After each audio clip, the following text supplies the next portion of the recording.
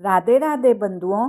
कल हमने चर्चा करी थी कि राजा सगर के पुत्र अंशुमान यज्ञ की घोड़े की खोज में पृथ्वी के भीतर पहुँचे तो उन्होंने वहाँ पर अपने पिता के अनुजों की राख पड़ी हुई देखी और वह शोक में डूब गए। तो गरुड़ प्रकट हुए और उन्होंने कहा कि अंशुमान, अनुजों के लिए शोक मत करो। राजा सगर के पुत्र लोक कल्याण हेतु पवित्र गंगा को पृथ्वी पर लाने में निमित्त बनेंगे। तुम्हारे पिता के अनुज कपिल मुनि द्वारा जलाकर राख कर दिए गए हैं। जब इनके अवशेष गंगा जल से धुलेंगे तब उन्हें स्वर्ग की प्राप्ति होगी। अब इस घोड़े को लेकर अपने पितामह के पास चले जाओ जिससे यज्ञ का कार्य पूर्ण हो सके।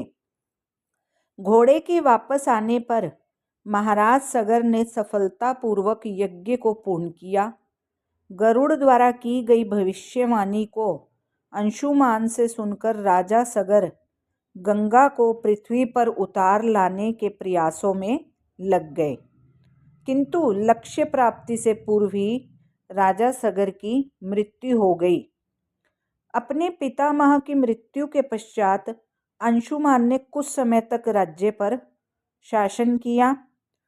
तत्पश्चात सिंहासन अपने पुत्र दिलीप को सौंपकर एवं स्वयं गंगा को पृथ्वी पर उतार लाने की आशा में तपस्या करने वे वन को चले गए। अपनी मृत्यु के पश्चात अंशुमान स्वर्ग में गए, किंतु गंगा को पृथ्वी पर उतार लाने की उनकी इच्छा भी अपूर्ण रह गई। दिलीप ने भी गंगा को पृथ्वी पर लाना चाहा, किंतु इच्छा पूर्ण होने से पूर्व ही उनकी भी मृत्यु हो गई। तब दिलीप के पुत्र भगीरथ राज्य के उत्तराधिकारी बने और उसी प्रकार से उन्हें भी गंगा को पृथ्वी पर अवरोहित करने हेतु तप करने की इच्छा हुई। चूंकि उनका कोई पुत्र नहीं था, अतः शासन मंत्रियों के हाथ में सौंपकर वे वन को चल दिए। भगीरथ महाराज के 1 सहस्त्र वर्ष तक तपस्या करने के पश्चात ब्रह्मा जी प्रसन्न हुए।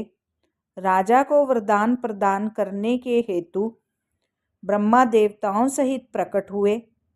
महाराज भगीरथ ने ब्रह्मा जी को प्रणाम किया और प्रार्थना की, कृपया आप ये प्रबंध करें कि मेरे पूर्वज राजा सगर के पुत्रों को गंगा जल की प्राप्ति हो, साथ ही कृपा करके मुझे पुत्र प्राप्ति का वरदान दें। जय श्री राम। शेष चर्चा कल।